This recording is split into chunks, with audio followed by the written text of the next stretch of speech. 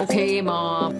Hello जी hello जी क्या बताएं हम आपको क्या बताएं क्या हो रहा है हमारे साथ आज तो बिल्कुल ही हमें उर्दू में करना चाहिए शो जो हमारी हालत हुई है ना खस्तियां हालत legit खस्तियां guys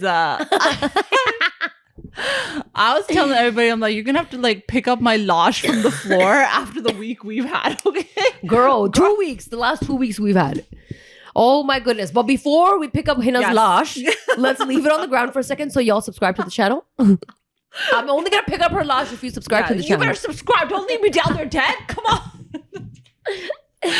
Make sure you give us those 5 stars on Spotify and Apple Podcasts. Please, you know those numbers mean the world to us.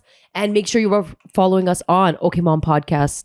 No, patreon.com/OK Mom Podcast. It's $5 a month where you get some extra laughs, yo, y'all. That's what y'all are here for. That's what y'all are here for. I might have to switch out from the sweatshirt and wear a t-shirt because the pasina are gonna start shooting. Are you premenopause? I don't know. I might be perimenopausing at this age. I'm already dying off. I think we're just stressed, yo. Yo, it's the stress. Guys, okay. I don't mean to complain, but I'm going to complain. Complain. Hello, this is what we're here for. First 2 weeks of school. The jahannam that every mother goes through. Okay? It's like the school prep that starts mid-August. Don't even show me those advertisements. You're showing me back to school advertisements in July? In June, end of June. School, the bell rang and it's back to school notebooks in Walmart. Why? I don't want to look at it. I don't want to look at pencils. I don't want to see a pencil, okay? Facts. And then they start, and you know, like my son started his first year in kindergarten. This boy's been crying every day. Yeah. Welcome to my life. I'm literally like picking him up, like, and you know how they go rigid like a plank like that? And I'm like, just take him. Here you go. Just take him. You know what's the best? When he's the only one crying? Yeah.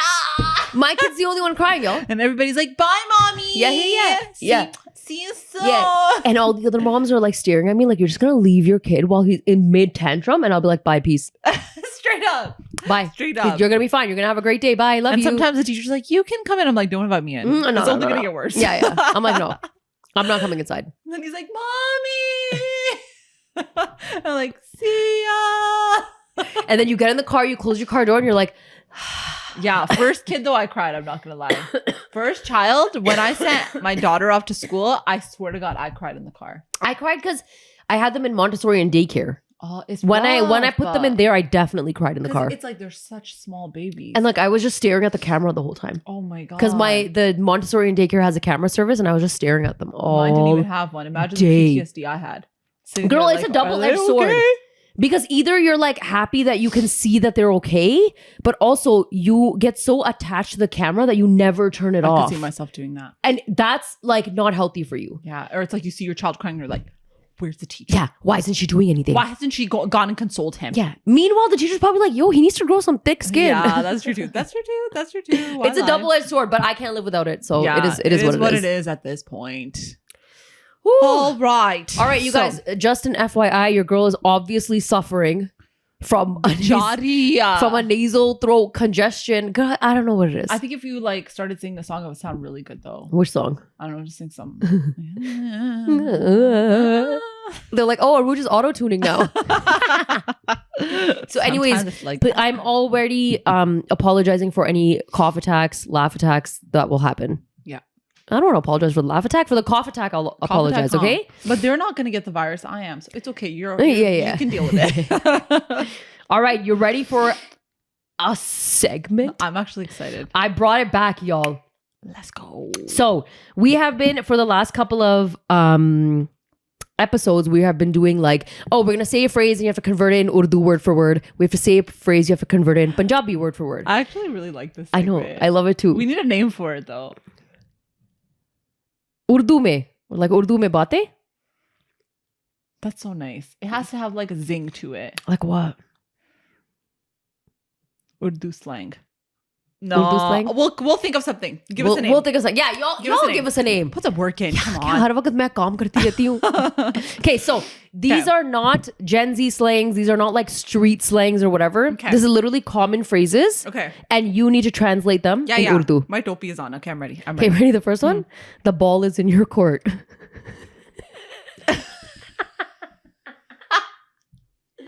I don't even know how to say court in Urdu. I don't either. गेंद तुम्हारी तरफ है. गेंद is like हाँ a हाँ, I ball. think गेंद, yeah, गेंद गेंद. तुम्हारी तरफ तुम खेल रहे हो. I don't know. तुम्हारे कोठी में कोठी is like a house. house. Okay. बाल तुम्हारे पास है. हाँ, या तुम्हारे सहन में. अब तुम सोचो कि तुमने क्या करना है.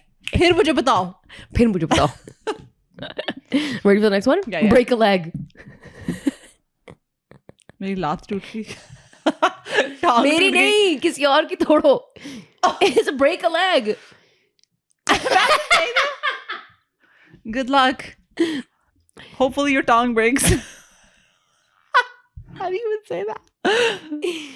Yo, anybody speaking in Urdu is going to be like, that's how you wish somebody good luck? How do you wish them good? Oh, you just say, Inshallah.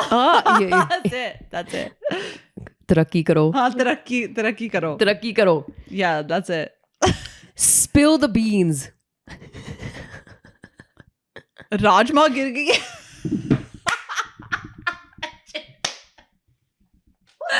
How do you say spill? It is. गिर गया. चने is beans or चने? No, चने के खेत में. rajma is नहीं, like rajma is beans, no? चने के खेत. चने के खेत. Okay, go. When pigs fly.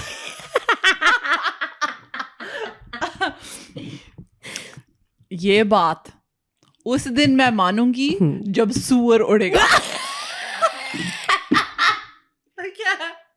Isn't that what it is? That's what it is. Guys, that was it. जिस दिन सूअर उड़ेगी ना, उस दिन मैं ये बात को सच मानूंगी. Woo! That was the most accurate one I've gotten so far. Yeah, and okay? also, guys, that made me laugh. Don't cry over spilled milk. जब दूध गिर गया है तो रोने की क्या बात है? हाँ, डुल गया ना एक दफा. Yeah. But how do you, there's another way of saying it. अब जो चीज हो गई है उसके बारे में क्या? हाँ, जो हो गया वो हो गया जो हो गया सो हो गया. हाँ. Yeah, okay, yeah. It's raining cats and dogs. बाहर तो बारिश कुत्तों और बिल्लियों की तरह गिर रही है.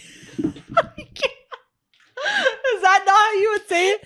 बाहर तो इतनी बारिश गिर रही है, कुत्ते और बिल्लियों की तरह गिर रही है. कुत्तों और बिल्लियों की तरह गिर रही है. That's how you would say it. Okay. और फिर उसके बाद क्या होता है? बिजली चली जाती है. गर्म पानी अवेलेबल नहीं है. वाईफाई नहीं चल रहा. Who let the cat out of the bag? किसने बिल्ली को थैले से निकाला? हाँ. You guys, I actually think I'm doing real well. You're killing it in this segment. I'm killing it. Okay? Okay, hit the nail on the head. How do you say? Oh, तुमने तो, hold on. तुमने तो कील के sir पे मारा है. हाँ, hit the nail on the head. Yeah. हथौड़े के साथ. हथौड़ी के साथ, yeah. हथौड़ा. Okay, guys, I give myself a solid, like, strong 8. That's okay, an 8. I did good. You did real good. I felt like I did good too. Also, that was funny. That was so funny. Guys, we're getting better. Every time we do this, we get better. Yo, the sewer one. The kutte and billion. So funny. That was my favorite. I cannot. Okay. We start off with divorce. We start off with such a funny segment. Like, let's get into it. It's going to get real serious right now. This is a topic that has been requested for a very long time. Yep. And we thought it's about time we kind of talk about it because no one in our community openly, I feel like, talks about it. Some do. But with it obviously comes a lot of heat and negativity and shame. Oh, 100%. And we thought, you know what? It's a good way for us to have an opportunity to talk about some of your stories that you've sent, some of the things people are going through, and also highlighting the trouble, difficulties, nuances when it comes to divorce. Exactly. So the question that we asked our followers was, what was the hardest part about going through your divorce journey? All right, let's see. I think we have to also start off by saying, like, we're not here to be like everybody needs to get divorced. For the people that think that we're trying to do that, we're not. Mm-hmm. Everyone's journey is really different. So we're just gonna try and be as honest as possible. Yeah. Pretty much that's it. And also, like, this is an important conversation to have, to also see the reality of how divorce does happen in our community. Yeah. And rather than shaming people for it or blaming mostly the girl for it, it's important for us to talk about how challenging it is, what type of relationships get involved, how we can work through some things and maybe talk about it, so that if you are going through it, then you can feel like, okay, I'm not alone. And I think that's an important conversation to have. Even when we talk about postpartum journeys, when we talk about working moms, when we talk about handling finances, like, we have these conversations to let people know who are listening that you're not alone, and that this is something that we can talk about together collectively as a community. For sure. And I think it's also because, like, even though we're living in 2025 and it is pretty common now, it's still very hush hush. Like, if someone does get a divorce, nobody wants to openly come out and talk about it. Or, like, of course, it's like a personal thing. No one has to talk about it. But I feel like even amongst the families, you're kind of told to just be like, don't share with anyone, you know? So it's good that at least we're opening that up and having the discussion, guys. All right. So I think this is a very common answer that we got. So I'm going to read it out loud. Okay. What was the hardest part of your divorce journey? Finding the balance for children. Oh man, that's so hard, girl. I think it's finding time. It's finding time. It's also just like the custody arrangement. Oh yeah. There's like, which varies. Yeah, I think it's very layered. Because I'm kind of going through the same thing, I can honestly say that it's very relatable. A lot of the times what happens is, like, you're with somebody, and obviously when you divorce them or you're separated from them, you are not divorcing or separating the same person that you were married to. Right. So then when you have kids involved, immediately it's like, oh my God, how am I going to do this? How am I going to show up for my children? Especially, let's say you have a really messy divorce, girl, and you and that person do not like each other. Let's just say. Yeah. Okay. So, like, or if that person's abusive. Yeah. And then you're sitting there like, okay, so now I have to co-parent with you. Oh. And then how do I co-parent with you? How do I, like, pretend like everything is okay? Yeah. But, like, I think you do have to put your kids first in that situation, in the sense of you have to find a way to find a very balanced, even playing field as parents, and take the egos and the emotions out when it comes to certain things. And those certain things are your children. Even though it could probably be the hardest thing to do, because you're probably in a situation where the person that you're getting separated from triggers you the most. Oh, for sure. So now you're like, how do I put my ego aside? It's probably like the hardest thing to do as a parent. Yeah. How do I put my ego aside and make sure that my kids are experiencing the least amount of turbulence during this time, when the person that I'm trying to figure this out with is driving me nuts? Yeah. Right? Yeah. And it's also hard because you're sitting there and you're just like, I know that, like, okay, for example, let's say one parent is saying one thing. The other one is like, no, I think of it this way. Okay. And then sometimes, you know, the parents, out of like anger and rage, they'll try to like pit the kids against the other parent. Yeah. Or they'll be like, oh my God, why is your mom like this? Or why is your dad like this? And they're just kids. They don't need to be involved in that way. Right. So, like, let them be kids. They're already going through enough. Like, you're the adult. So, like, sort it out amongst yourselves and find a middle ground so that you can at least show up for your kids. Right. And be healthy for the kids in that way. Like, it's fine if you've decided to separate or get divorced, that's fine. But, like, come out of it in a very mature way, so that at least your kids don't have to go through excessive trauma with you guys not being able to patch your stuff up. So to hop on this, somebody else sent us something. I want to read it. Raising his kid, knowing how many mental health issues run in his family. Yo, that's scary. That's scary. But that would even be like if you're married to somebody and you find out later. Yeah, exactly. Or like when you were saying, what if you're in an abusive relationship? Huh, of course. Right? Girl. And then you're just like, you know, the thoughts that come to your mind as a mom. Like, let's say somebody in your family is extremely bipolar. Yeah. And you didn't know. Yeah. Right? And then you're like, okay, this could actually be passed on to our kids. Yeah, for sure. Right? And then obviously the way like moms, like our brains work, you're just constantly worried about one thing after another when it comes to your kids. You're like, oh my God, is this going to happen? Oh my God, I don't want to feed them this. What if it does this? What if it does that? And I feel like, imagine you're going through a separation and you know that mental health issue is running on, like maybe your husband has it or your ex-husband or somebody in his family has it. Now you're like, now I have to raise his kid and I'm going to do everything in my power to make sure he doesn't go through the same problems. Yeah. sometimes though, you don't know how to help your child. You don't. Like, if it's like a genetic condition. Yeah, of course. I mean, if it's a genetic condition, then it's a genetic condition. You can't really do anything other than show up in the best way for them and like educate yourself with what are the best tools in order for me to support my child. Yes. What else can you do? Like, it's a very new world for a lot of moms at times, right? Yeah. And if you are with someone who has those issues, girl, like as much as it sucks, you're just like, okay, well, I have a child with them. This is my child, right? Yes. So yeah, 50% them, but also 50% me. So I think you just make the best of it. Yeah. But like, man, there's like hard situations all around. There's hard, because like, you know, this doesn't even have to do with anybody who's getting divorced. Like, what if you actually marry somebody and you didn't know that they have underlying mental health issues? Because people are starting to talk about it in our community, but I'm going to say, generally speaking, a lot of families keep a lot of these things hidden. No one would share that at a Rishta meeting, girl. Ever. Yeah. Like, no one would be like, by the way, just want to let you know that my child has this disorder. Exactly.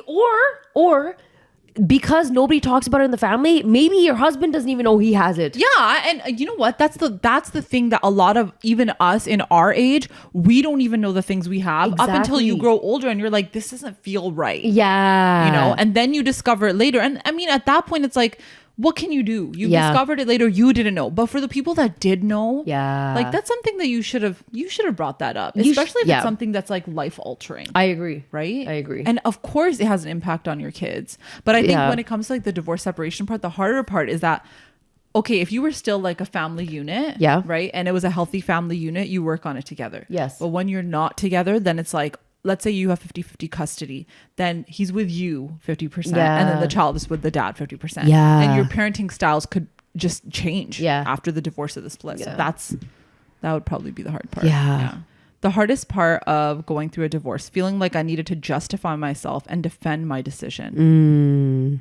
Girl. Do you think you'll ever get over that? Do you think you will constantly feel like you'll have to defend yourself no matter what? I feel like initially I felt like I really had to defend myself. Right.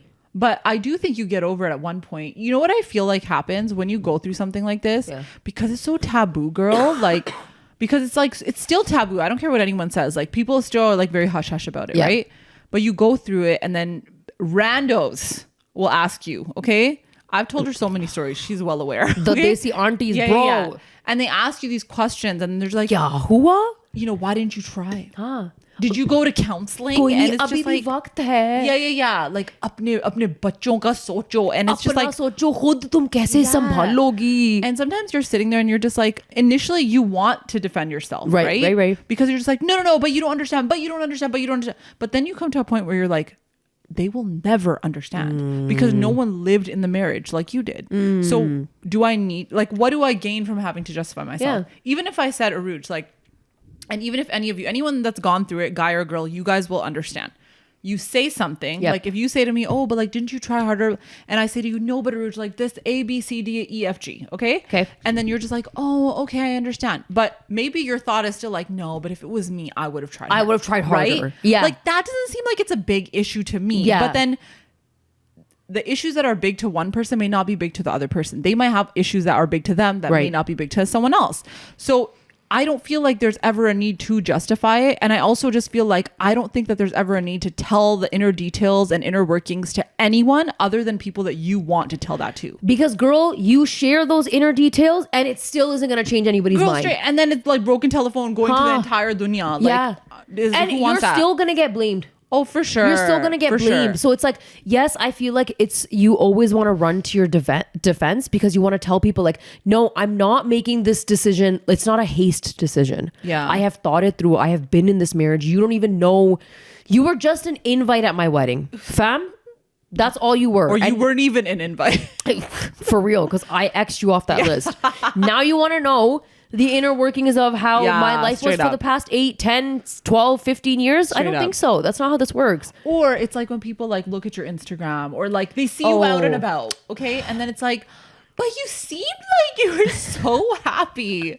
And then it's like, so what did you want people to post on Instagram? Like, today we got into this and this but also, happened. Auntie, you look real happy on your Facebook too. No, what? And we know y'all are sleeping in different rooms. Okay, but can I say something? You know what? I have to say to this thing that she said, okay? There's so many aunties and uncles in the older generation that had the worst marriages. Okay, the worst. Okay, like I'm seeing uncle disrespect auntie every time. Let's just say, or how acceptable the physical abuse was in those marriages. Exactly. How it's just tolerated. Sweep it under the rug. It's okay. And then it's like, but look at me. Look at everything I compromised. Look at what I did to be here. I stuck it out. And it's just like, legit. Like, I'm playing the world's smallest violin for you. And honestly, like, if you want, do you want a trophy? You want a trophy for me to acknowledge that you ruined your mental health staying in something that really was not good for you? Yeah. That's what also, you want? auntie, go and talk to your kids. Oh my God. Let me see the impact of what that marriage has on your kids. Because what if it turns around that your daughters are now thinking that it's acceptable for them to be with a man and it's okay if he hits them or abuses them or physically abuses them or takes all their money, handles all the finances, or has toxic parents and they have to be accepting of the fact that their in-laws are going to be very horrible to them. Yeah. Because why? Because they saw you doing it your whole life? Oh my God, yes. This is why the chain of cycle of abuse will never break unless somebody finally decides to break it. Yeah, exactly. It's also so hard because, like, girl, like, you get married and then there's girls that have such wonderful in-laws, guys. In-laws that genuinely love and care about them, okay? But then if you marry into a family where the in-laws, you don't feel loved by them, right? Then sometimes you can't help but just be like, is this all I deserved? Like, this was it. Like, this was it. I don't deserve anything more than this. This is like all the happiness I deserve. That's it. I'm not allowed. Because then if you ever tell your parents like, yeah, you know, they're not really nice to me. And your parents are like, it's koi baat nahi, tum achhi banna. But then you're just like, achhi ban ke main pagal ho rahi hu. Like, honestly, and no one's acha to me. So it's like, do I continuously just like keep doing and not having anyone fill my cup? Exactly. I think that's one of the reasons why a lot of girls, they get to like this breaking point where they're just like, our parents have always taught us to like give. Ab maine sab kuch de diya, right? Like you've given everything. And then at one point you sit there and you're just like, what have I gotten in return? Yeah. Right. And so maybe our parents' generation was not as strong-willed to leave situations that were unhealthy for them, but at least this generation is starting to realize that this is not okay. Abuse is not okay. Any form of it. And people cannot change that easily. So if something is not changing and we've gotten help and we've tried all of these avenues to find a way to reconcile or fix it and really nothing has worked, then that is a decision the couple gets to make. The parents should not have a say in it because they're not in the marriage. Exactly.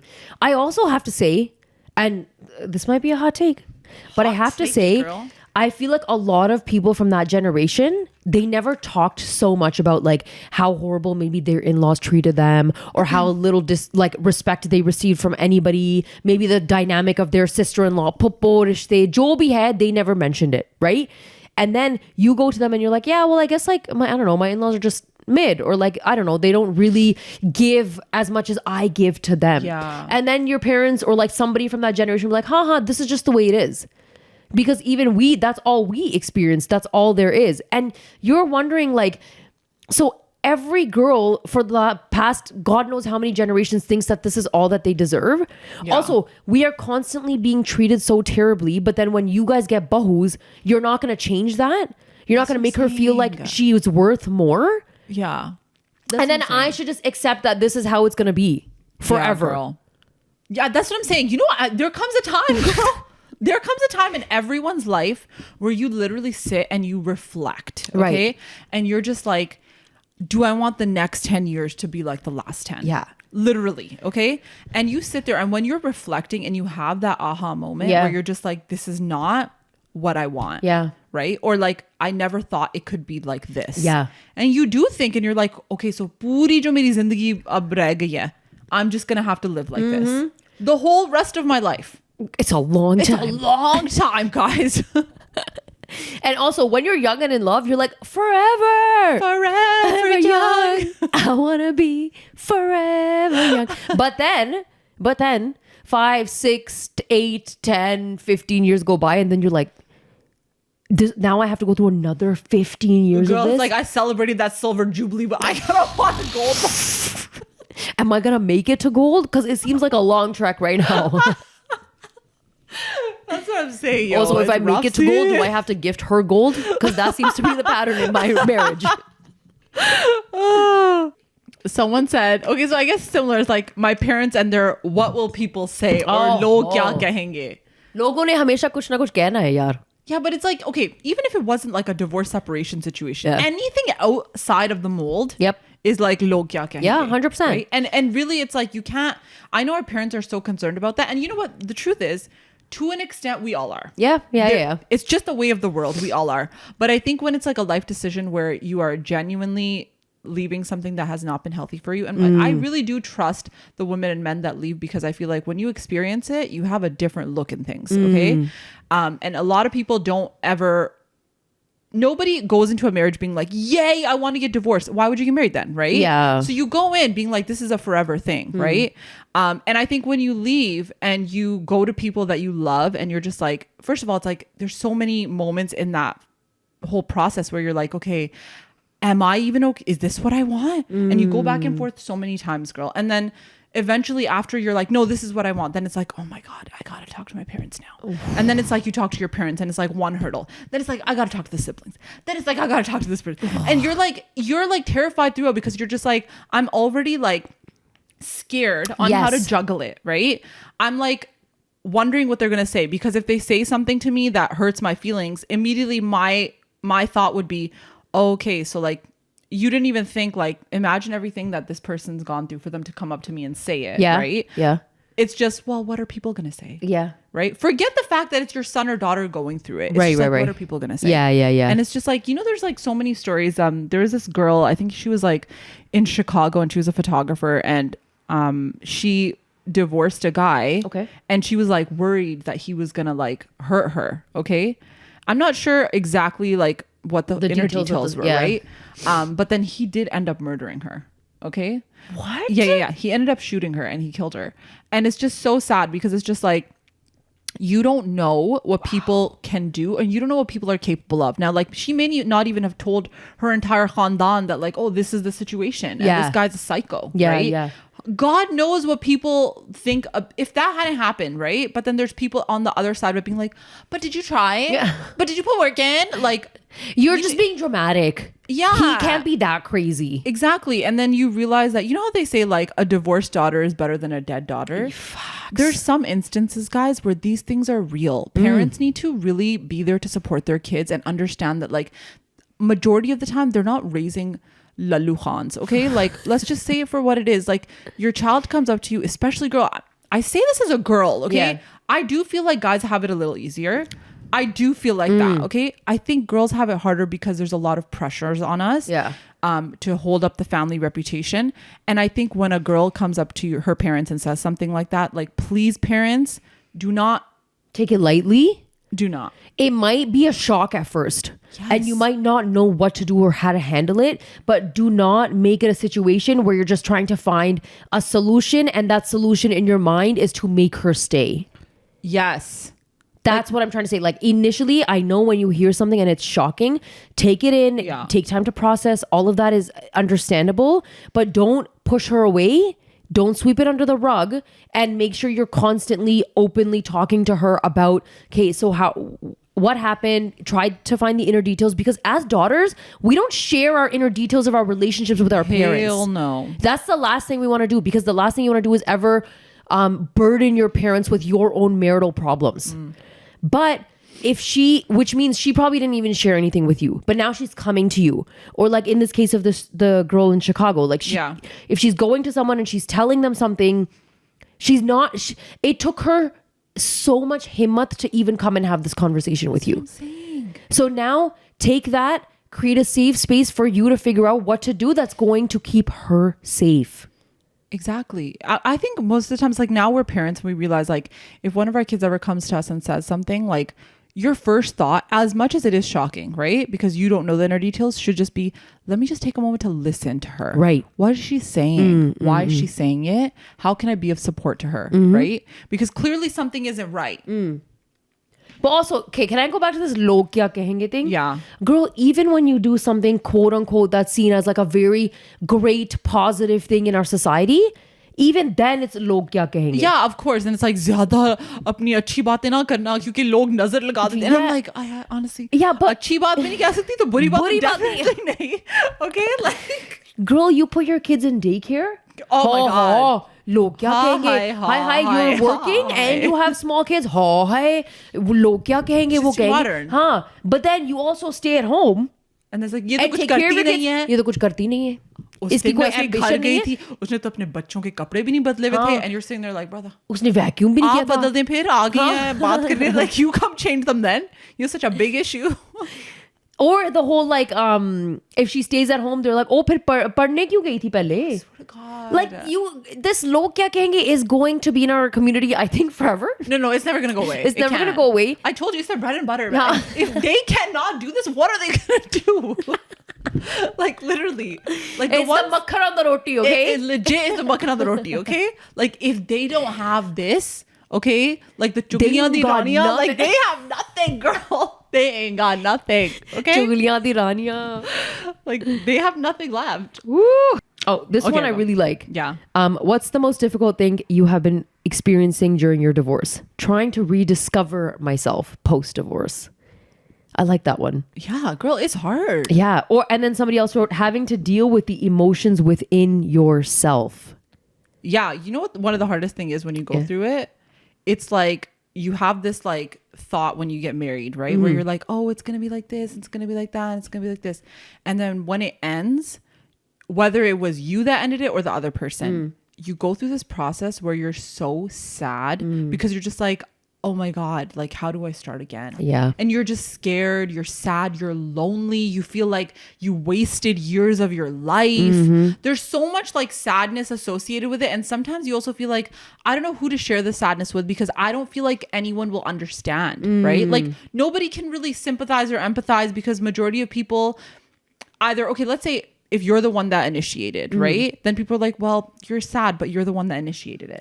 You know what I'm saying? Yeah. So you're like, I guess I'm just going to sit here in my loneliness, you know? And because you're making me feel like this is what I deserve. Yeah. Because I stood up for myself. That's what I'm saying. And it's like, so you go through this process of like, you're grieving the loss of it. Right. But then you also have like this moment where you're angry, yo. You're just like angry that like, now I see patterns in myself. Now I see why I was in this. Why did I pick who I picked because of the version of myself that I was, or because I was really young and naive and my parents really wanted me to marry this person or whatever it may be. But you go through this like really, really hard process.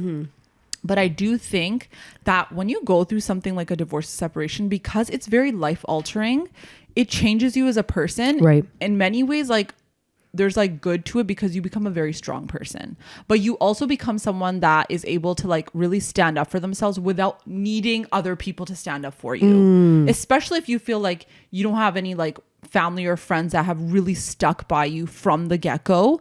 You really do become like that person for yourself that's like, okay, now I see who you are. This is how I am. And all of you guys can step back because I don't need any of you. Right. But which is sad because it's, I mean, it is a defense mechanism, but it's very hard. So you have to figure it all out all your own. I also think a really tough thing is like really having to sit with maybe qualities of yourself that you didn't like and the person you became when you were in that relationship. For sure. Because you know how I talked about the person you were with, they may not be who you remember they were when you first got married, but they trigger a lot of the bad parts of you that you don't like. Like maybe you're just a really calm, quiet, type B personality. Yeah. But that person makes you angry, frustrated, like short wit, and you are irritated and you don't have the patience for anybody. Then I think when you are separated, maybe it's a time for you to revisit how you want to make sure that part of you doesn't come out again because you didn't like that part of who you were. For sure. You know what I mean? For sure. That's such a good point because like there's so many parts of us that we look at ourselves and we're like, it wasn't me. Right. It might have been that person. But I really think like when you take a moment and you're sitting there and you're reflecting, you also realize that like it does take two to tango in certain cases. And like there were parts of like maybe you just became an enabler. Yeah. Right? To like bad behavior. Yeah. Right? Like someone abused you and you were just like, okay, well, he'll change. And then you realize like so many things about yourself in that process. So long story, but the hardest thing about my divorce. In the beginning, when I was having troubles with my ex, I moved to my parents' house. Still, I always sent my then 1-year-old son to visit his father for 1 or 2 hours because I did believe that he was at least a good father. One day, he secretly traveled with my child to India without telling anybody, just to torture me. I only got my son back after 11 days through the police. This was the most difficult time of my life, and I had no other choice but to file for divorce. what the heck? So he took the kid for... He took the kid to India, didn't tell her, and the only reason she got it back is because she was contacting police.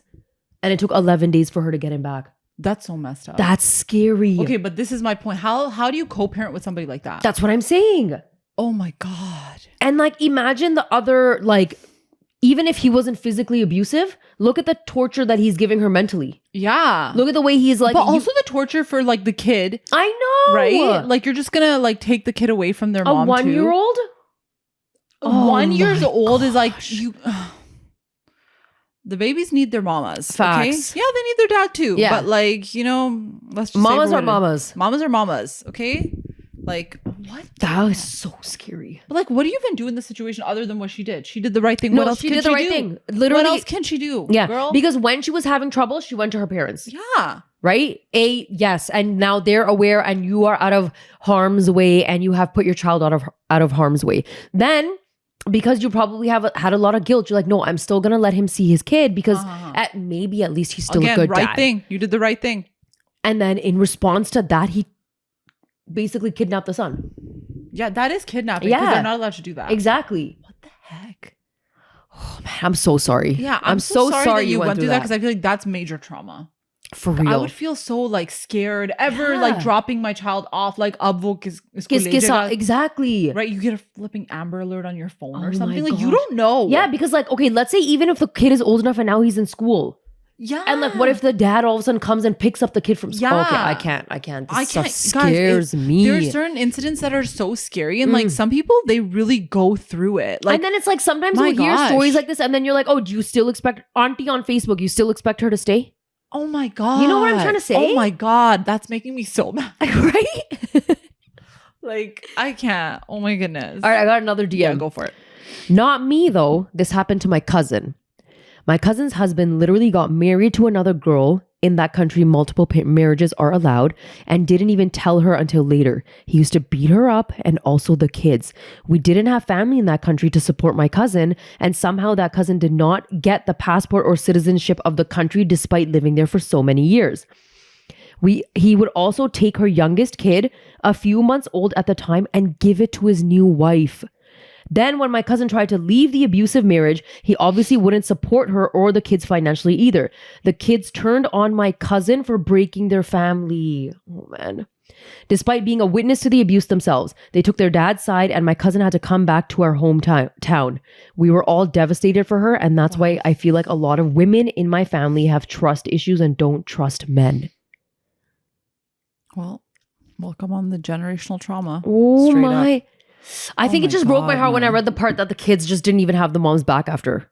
You know what? Even though they went it's through... because they've probably been fed lies. Yeah. Or honestly, these are like signs of grooming, y'all. Yeah, you just don't know. Like, you know, like you're in another country, right? You don't know the ins and outs. No, you don't. Right? There's always this like fear factor when it comes to that because you're just like, there's things I will never know. And that person is accustomed to that country, okay? Like imagine me... Frankly speaking, okay, I've never lived in Pakistan. If I went to Pakistan versus somebody that's lived there their whole life, it's zameen asman ka farak. It really is. Okay? Yeah, like I would know nothing. Okay, I would know the bare minimum. That's what I'm saying. But it's like we can't live there, girl. We can't live there. It's like a different life, right? Yeah. So now, like if there's certain things that person is capable of doing and I don't realize it, I'm also a little bit scared too because it's like he has multiple wives. And he's like abusing you, and then it's like, who do you have there to support you? Yo, girl, then he's taking your youngest kid and giving it to the new wife. And then it's like, yo, Ye lo shadi mubarak. my God, girl. What in the world? But then I'm thinking like, okay, so you're there alone. Yeah. You have like little kids. Okay.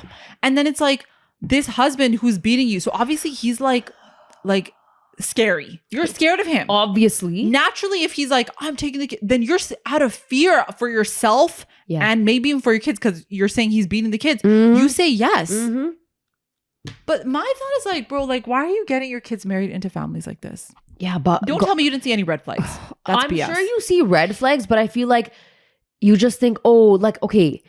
Unfortunately, another reality in our society is that if you are not a well-off family, I was just gonna say the same thing. And then you get a daughter married and they're like, it's okay, wo bahir ja rahi hai. Oh, She's gonna have a great life. And like, you don't know how his family portrayed him, right? You have a couple of meetings and then they get her married. And then she's like off to a new country. So in your mind, as her family, you're like, she's gonna do great. She got out of here. She's going to be happy. They're living in whatever. He's well off, whatever. Meanwhile, this is what he's doing behind closed doors. But my thought is like, you knew he had wives though, right? No, they're saying nobody knew. Oh, nobody knew. Nobody knew. And he went and got married secretly because in that country, multiple wives are allowed. And then she found out and he was also hitting her and the kids. Oh my God. Yeah. I don't know. You know, I still feel like there's always a gut feeling. I'm sure there is. Because like, you know, when you meet people like that, like, but girl, look, we were silenced our whole lives. Yeah, say about that. And we were told that, you know how now we're like, oh, trust your gut instinct? Growing up, it was like, no one ever trust your parents' gut instinct. Trust the Facebook auntie's gut instinct. Literally, that's what it was. Trust your parents' gut. Your gut doesn't exist. Your gut does not exist. Yeah, but you know, you're so right about what you said about like, if you are not well off, and then your parents, like they say, "Achhe khate peete log hain," okay, and you're tum bahir ja sakti ho, tum bahir ja sakti ho, and you're you know, you're kind of like, this is great. He's gonna take care of me, and he's gonna do this, and he's gonna do that, and then this happens, and it's like, is it? This is where it comes back to like, it's not just about khate peete log, you know, like. Not everyone that has money has class, guys. Like, let's just say it for what it is, okay? But I feel like as parents, sometimes some parents' focus would be that because of how they have grown up. Yes, but exactly. It's so much deeper than that, girl. I just feel like I get so sad because I'm like, okay, so this man who clearly is dealing with a lot of mental health issues, she now has kids with, and he has his claws so deep in the kids that he blamed her.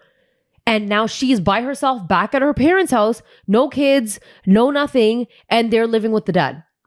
And now August say, what are their lives gonna look like?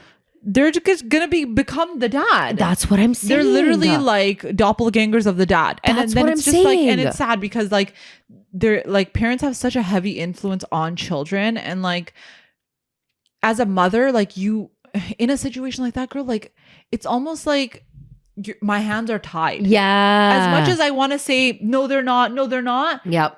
I feel in this situation that I would be scared. Yeah. And I wouldn't know what to do. And as a mother, you come back and your kids are not even with you. Yeah. Because they blame you. Yeah. And also, depending on what country you're in, not every law favors women. Oh, yeah. That's so true. even if you're like, oh, I'm going to get back on my feet. I'm going to get a job. I'm going to work. I'm going to earn so that I can prove in court that I can take care of my kids. That court might not even favor whatever it is that you do. They're going to look at you being like, you're a working woman. Bghairat, go sit down. Yeah. That's also the reality of a lot of the countries that we come from, that we can see that they don't favor the moms. Yeah. Or if you got a lot of money, then you can persuade the court to have the kids in your favor. That's what I'm saying. So it doesn't matter like what if you're really well known. You know what I mean? Or if you know the judge. And it's so sad because there's so many people that are going through things like this and they literally have nowhere to turn. Right. Nowhere to turn. But I always feel like, you know, it comes down to people really like, not just being about the fact that like, oh, you know what? Marry them off. Yeah. It's not just about that, right? Like you really want to find people that are good people, right? It's great if they're like living a comfortable life. That's great. Yeah. But it's like, what if they have like the worst the thing, girl, and they beat your daughter? Like, how do you sit there and just like be okay with that? Right? That's so disgusting to me. I can't handle this stuff, man. I'm getting like so sad reading some of these. Girl, Jeez. for real. What's the hardest part of your divorce journey? Accepting that the person you are divorcing is not the person you married. I have been going through a nasty divorce for over 2 years now. We dated for a few years before getting married, and I made sure I had all the difficult conversations with him before we got married so I knew what I was getting into. He told me everything I wanted to hear to get me to say yes to marriage because he knew divorce was never an option for me. It all turned out to be a lie. And starting on our wedding night, the mask fell off and his true colors started showing. 5 months into our marriage, he decided to kick me out of the house while his family all stood around and watched. He made it difficult for me to go back and get my things, including my family's gold that was passed down to me through generations. I've had to take specific measures through the legal system now to get my belongings back. I'm hopeful I will get it back, but I also have a feeling he may have pawned it off and sold my stuff for cash. I also know this knowing that he's been going through some financial hardships. Anyway, all of this coming from someone who promised to always take care of me, always look out for me, etc. As you guys have mentioned in previous episodes, I heard the typical "you're coming into our home as our daughter" dialogue. This should have been my first sign. That's so tough. He's such scum, honestly. Oh, Like, you know what really hurts me? It's like, okay, first of all, it's like throwing you out of your house, but then the family standing around and watching, and you're not intervening, right? When someone is disrespecting a girl, I don't care who it is. Mm-hmm. I don't care. You're not even gonna be like, calm down. Don't you dare do that. Yeah. Like, girl, I'm imagining myself and I'm thinking, okay, let's just say that daughter-in-law comes in and she even like pushes my son. Let's just say hypothetical. Okay. Even then, I wouldn't be okay with him being like, get out of the house. Right. I would never be okay. I can't do that. Girl. No, I know. Like, And there's then, so many other options. You know, a lot of in-laws, for them, it's like a power trip, and they want their son to show that they hold that like power dynamic in a marriage. Or it's like, hamari respect karni chahiye. Yeah, do you know how many in-laws will like look at their son being like, oh, you gonna let her disrespect you like that? Oh my God. They let the abuse happen. Because they don't want their son to look like he's whipped. Exactly. Okay, but behind closed doors, he's like, oh, I love you so much. Can I get a hug? He's doing one of those. And then in front of his parents, it's like, go get me some food. Go put my food in a plate. And it's just like, calm down. Okay? We know what a baby you are behind closed doors. And it's just like, what's wrong with a guy like actually showing love to his wife? Facts. Why is that looked down upon? Why? I find that so weird. Same. Why isn't it something that we're praising in our community? So odd. Yeah. It's just like, you know, it would be so much healthier if like you saw healthy relationships where there was love going both ways, right? Versus someone having to show this like extremely macho masculine side when he's out versus how he is at home. Yeah. I think what made me really sad in this DM is the fact that she dated him for a bit. Yeah. She's like, she had like, you know, okay, think about it this way. You have all the difficult conversations beforehand. Nothing really showed up because he said all the right things, girl. People are manipulators. Yeah, girl. he said all the right things. And now you get married and a few months later, he's kicking you out of the house while his family watches. And then he's holding all of your stuff hostage. Jewelry Pawning it off. God. Like jewelry that has been passed down to you for like generations at a time. And like, yeah, you're right. Cause like, you don't know. Sometimes you don't know. Especially, girl, when you're young. You really don't know. You really don't know. And in your mind, you're like, I asked the right questions. Yes. Right? But maybe there would have been other questions. But guys, I still think like any form of relationship there's always a little bit of a risk associated with it. Right. I mean, it's a wonderful thing. If it turns out to be great, it's like one of the best things in your life. Yes. Okay. But there's always a little bit of a risk associated with it. And no one can always get a 10 across the board. So sometimes you genuinely don't know. You don't know? Hi, law. That was tough. Terrifying, man. Yeah, I know. All right, guys. So that is our episode for today. We do have a second part coming up on our Patreon. So make sure you guys are subscribed to that. Thank you so much for sending your stories in. We will probably do more episodes regarding this in the future at some point, but we really appreciate you guys. Please make sure you're following us on all of our social media channels, and we'll see you guys next time. Bye. Okay, Mom.